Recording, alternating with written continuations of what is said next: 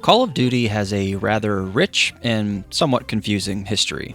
Being one of the highest grossing and most popular video game franchises of all time, it's no surprise that Activision did their very best to make sure that they got Call of Duty into the hands of as many players as possible, regardless of the platform. Activision did this particularly well in the late 2000s and early 2010s, with a slew of ports on last-gen consoles and handheld devices. The Modern Warfare trilogy in particular, being a fan favorite, got tons of love on their primary console releases, obviously, but surprisingly, the entire Modern Warfare trilogy saw their own versions on the legendary Nintendo DS. I want to take a bit of a shallow dive into what these games were like, from their unique campaigns, gameplay, and features to the overall playability of these titles today, and how they compare to their counterparts on the Xbox 360 and PlayStation 3.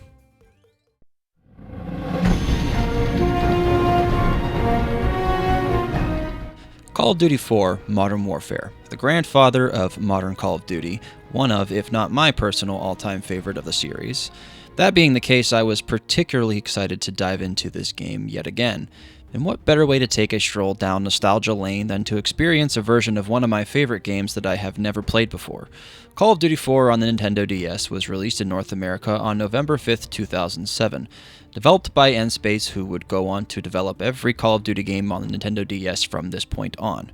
First off, I'd like to take a brief moment to talk about the campaign, because although most Call of Duty players on console spend a great majority, if not all of their time in the multiplayer, where the DS version really shines is the campaigns. That being said, all three of the Modern Warfare games on the DS did have multiplayer, but we will circle back on that shortly. Now, you would expect a port of Modern Warfare, but simply on another platform, to have some similarity between the major home console release to the DS release. But no, there is very little to nothing in common from the main games to this. The campaign is a pseudo-parallel story to the main game. It takes place during the same conflicts and story as the main game, but you play all original characters and original missions. I do think not being able to play as any of the iconic characters from the original game, such as Soap or McTavish, is a bit of a missed opportunity. However, I will give them a bit of a pass here because at the time of the release of this game, those characters weren't really the icons that they are today. I will give some points to N-Space here for the attempt at originality and creating a unique experience, but that being said, the story and the characters are quite flat in my experience, but I don't expect a extravagant or mind-blowing narrative experience with any Call of Duty games. Sure, even the main console releases have some good, maybe even great campaigns, but I see them more of like a Michael Bay's Transformers or Fast and Furious piece of entertainment. I've never finished a movie in either of the Transformers or Fast and Furious franchises and left disappointed.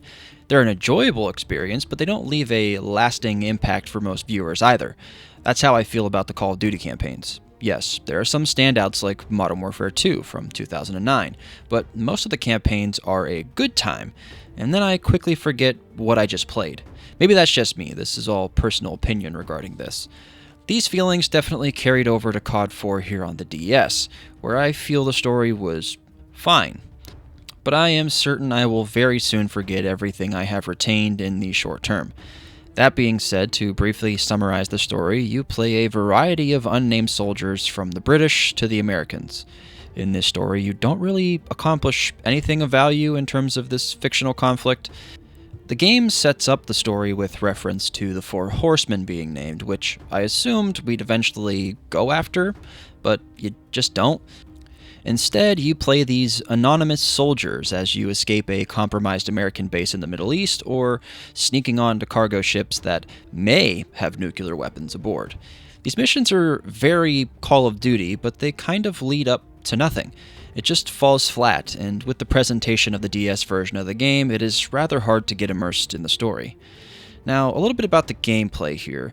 This was the first Call of Duty N-Space was tasked with bringing to the Nintendo DS, so there are some obvious pain points in the gameplay.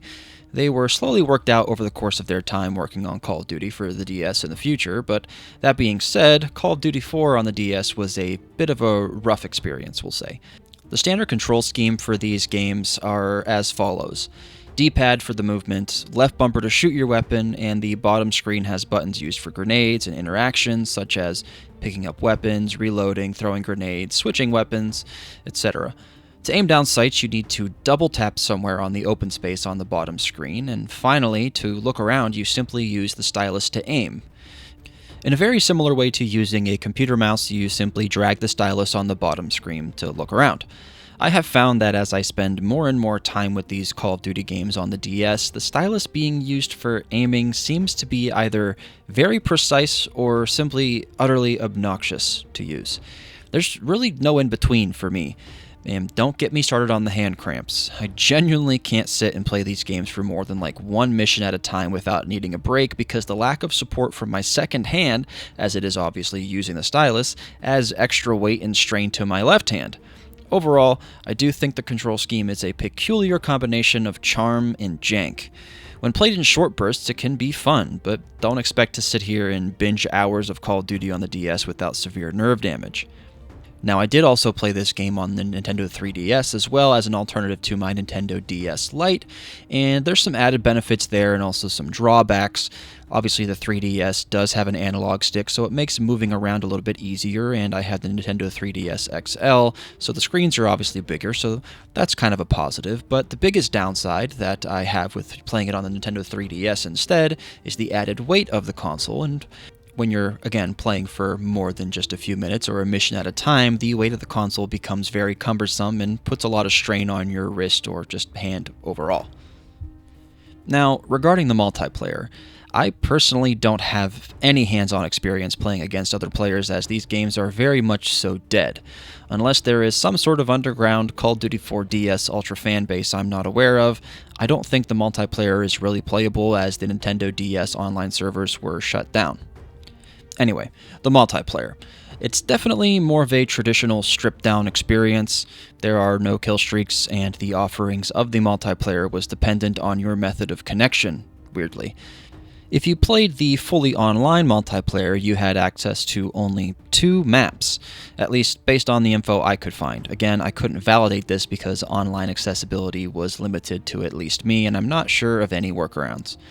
Anyway, if you played via the multi-card play, aka local multiplayer, the map options widened to a total of 7 maps, 5 of which are exclusive to the multi-card play. All 7 of the maps are all original to the DS version of the game, however, most are taken out of the single player or have great inspiration from the single player. The overall theme of this game is that everything is limited, but I didn't really expect much due to both the hardware limitations and storage limitations of the DS cartridge. That being said, you do have a nice handful of weapons of all the major weapon types we are used to. Assault rifles, sniper rifles, SMGs, handguns, RPGs, and shotguns are all present in the single player and multiplayer. All in all, Call of Duty 4 on the Nintendo DS is an incredibly different and unique experience from the main console release, and even though it's not great and the shortcomings are very present, I appreciate the fact that Activision even thought to port Call of Duty 4 on the DS, giving players even more of an opportunity to experience the franchise, even if it is in the worst way possible.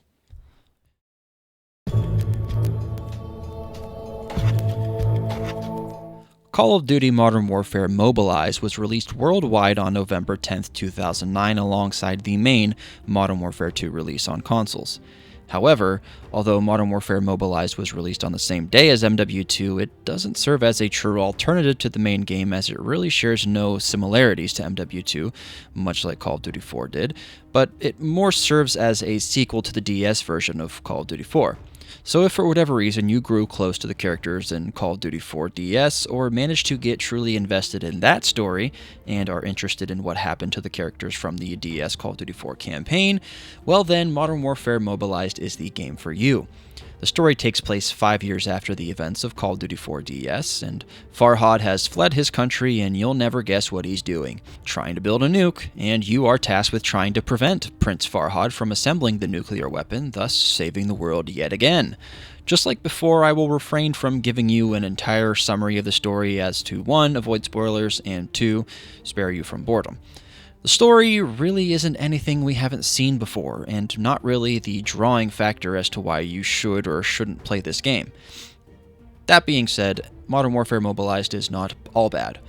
Although the campaign story in itself isn't particularly interesting, Endspace did something interesting by including a secondary pack-in mode besides the expected multiplayer and campaign. Does anyone remember survival mode from Modern Warfare 3? Well, this was actually the first time it was included in a Call of Duty title, and for me personally, survival mode is probably the best part of this game, but that's just a personal opinion. Unlocked by either beating the game on hardened mode or doing what I definitely didn't do, using a cheat code, many players might not have even known this was an inclusion in the game because who was going to go through the entire campaign with the janky touch controls on hardened?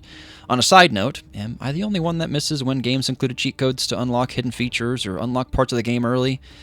Yeah, those were the days. Anyways, let's get back on track. As I stated previously, Modern Warfare Mobilized was actually the first time Call of Duty included a wave-based survival mode, and I will die on the hill that survival mode was and still is an underappreciated game mode. I imagine most people assumed or thought that MW3 was the first time in this series that survival mode was present, but shout out to Endspace for being a pioneer for the series and including an extra mode like this. It's a welcome inclusion, especially for those of us who missed the window for multiplayer, as this game's online community is also likely very, very dead. And for those of us who simply may want to get our money's worth out of this old game outside of the campaign, it's a welcome inclusion. Now, speaking of multiplayer, there was actually a pretty decent variety of multiplayer game modes, including Deathmatch and TDM, which we all know and love. It's simple and fun. Hunter and Prey, on the other hand, is a unique one you don't see often, but was included in a couple of these DS Call of Duties, where players capture a flag and try to hold on to it for as long as possible while the other players try and hunt you down. It's basically just Oddball from Halo, which, in fairness, is just a fun game mode. Then we have Capture the Flag, which is just tradition for Call of Duty, and much like TDM, it's just fun. Finally, we have Switch, which I guess the best way to explain it is that it's kind of like headquarters from the mainline games. You find the switch in the level, capture it, and try to hold on to it for as long as possible. Finally, we have Team Sabotage, where one team attacks, one defends. The attacking team needs to grab the bomb that spawns somewhere on the map and plant it on the opposing side's bomb sites, while defending it long enough for it to explode, while the defending team tries to prevent the other team from planting it altogether and or defuse the bomb when planted. It's a very high-octane, chaotic, and sometimes frustrating game mode, but all in all, a welcome inclusion in any Call of Duty. In the multiplayer mode, there are 8 total maps included, and much like Call of Duty 4, these maps are original to Modern Warfare Mobilized. However, inspiration from other Call of Duties is not entirely absent, as you would expect. Now, regarding the weapon selection and including the unlockable guns, the selection is pretty decent, and depending on which faction you play as in the match, you have access to some exclusive weapons. The Coalition faction has 8 total weapons, including your USP secondary weapon. The USP, M4 Carbine, MP5, and MP7 are all available from the get-go. The M4A1 with a red dot sight is unlocked after getting 50 kills, the AA12 after getting 150, P90 after getting 300, and M249 SAW after 500. Needless to say, I have, again, no hands-on experience with any of these unlockable weapons in the multiplayer, so I have no idea what the meta was, but frankly, I'm sure no one cares. On the Insurgency faction side, you had the M9 sidearm, AK-74 with grip, ARX-160, and Spaz-12, all available from the start, with the Scorpion, AN-94, AUG-A3, and MG4 available for unlock after 50, 150, 300, and 500 kills respectively. Surprisingly, a fair amount of options were available in Modern Warfare Mobilized. All in all, and in a very similar fashion to Call of Duty 4 on the DS, Modern Warfare Mobilized is not the ideal experience for FPS games on the DS, and especially when it comes to long game sessions. If you are looking for a good time waster or alternative to phone games, then MW Mobilized, especially the survival mode, is honestly a really decent way to take up some free time.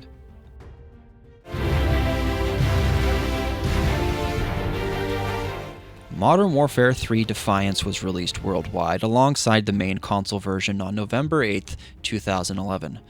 Starting with the campaign, as we have done twice thus far, and in much contrast to the first 2 Modern Warfare games on the DS, MW3 Defiance actually ties directly into the mainline Call of Duties. The story takes place right at the tail end of MW2 and actually occurs almost simultaneously to the final missions of MW2 and leading up to the beginning of the story of MW3 on consoles and PC. In short, this game follows US and British soldiers as they attempt to stop a Russian invasion in Alaska, the Hoover Dam, and Baltimore, Maryland after it was discovered that these Russian forces were building, you guessed it, weapons of mass destruction, WMD, or in other terms, nuclear weapons. I will say that this game, being a direct story link to the mainline Modern Warfare trilogy, does make it a much more interesting narrative to follow than its predecessors. Now, regarding its gameplay, this is the first game in this Modern Warfare trilogy that gives you the option of two different control schemes. The traditional Call of Duty on DS scheme and a new, more console-like control scheme that allows you to use the directional pad to move, ABXY to aim, left bumper to aim down sights, and right bumper to shoot. Boy, was I excited when I saw this was an option. Although I have spoken a bit more highly of the stylus aim control scheme in the past, after spending hours and hours using this control scheme, it has become much more cumbersome, I will say. I will stand by that in very short bursts, it's kind of cool and charming, but as someone that needs to spend more than just 5 to 10 minutes at a time in these games, it really starts to wear on you. This secondary option that MW3 Defiance includes is a much more tolerable control scheme for longer play sessions. However, there is one advantage to the stylus aiming scheme over this one, and that's precision. Aiming with ABXY definitely lacks precision, but with the strong, and I mean very strong, aim assist in this game, it almost never really mattered. Now, the visuals in MW3 Defiance have seen some real improvement, and quite frankly, if you were to put this game out on the N64 back in the 90s, many people would have been blown away by its visuals. And seeing as this game came out on the seriously underpowered Nintendo DS, it still really is impressive how well they got this game to look. But even after 4 other entries in the Call of Duty franchise on the DS, the performance really hasn't gotten much better. And by not much better, I mean it's not better at all. At least nothing that my eyes could remotely detect.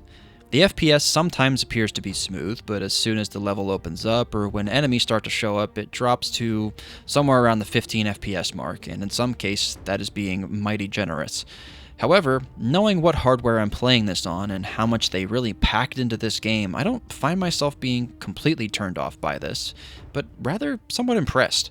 N-Space really started to nail the formula for how to transform a big-budget FPS franchise into a really playable and sometimes quite fun time killer type subgenre of the Call of Duty we all know and love. It's really quite cool for what it is. Regarding the multiplayer, this would be the first time that the Create a Class system would be featured on a Nintendo DS Modern Warfare game in a very similar fashion to the mainline games, which again is quite cool. It really seems like every new entry in the Nintendo DS Call of Duty lineup was getting closer and closer to the console experience. Now here's where things really start to ramp up. The map selection has increased significantly from previous games to 15 total maps at launch. 7 maps returned from previous games, and the rest were all exclusive to Defiance. The Dark, Water Station, The Square, Alaska, Condemned, and Islands were the all-new entries to the Modern Warfare 3 Defiance experience, whereas Field, Shipyard, Dock 27, Base, City Block, and Intervention, as well as Desert and Casino were all ports from previous games, whether it be variation from the other mainline Call of Duties or just straight-up ports from the other Nintendo DS exclusive games. This is a staggering amount of maps, and genuinely quite impressive that they packed all of these into this game at launch. When compared to the mainline MW3, it was only 1 map shy of its base maps, being 16, and when compared to the even more modern Call of Duty games such as Black Ops 7, MW3 Defiance landed only 3 maps shy of Black Ops 7's total 18 launch maps. For a Nintendo DS side game to the franchise, this is an insane amount of maps. To put it into perspective even more, the much more powerful PSP got only 1 Call of Duty, being Roads to Victory, and that game only had 9 total maps. And to really drill this message in even more, the incredibly powerful at the time PS Vita game only launched with 6 total maps for Black Ops Declassified. Which, by the way, if you'd like to hear a bit more about the only 2 Call of Duties that made it to the Sony handhelds, check out this video tagged on the screen now and in the description. Anyway, N-Space really held no punches with MW3 Defiance, truly giving everything they got.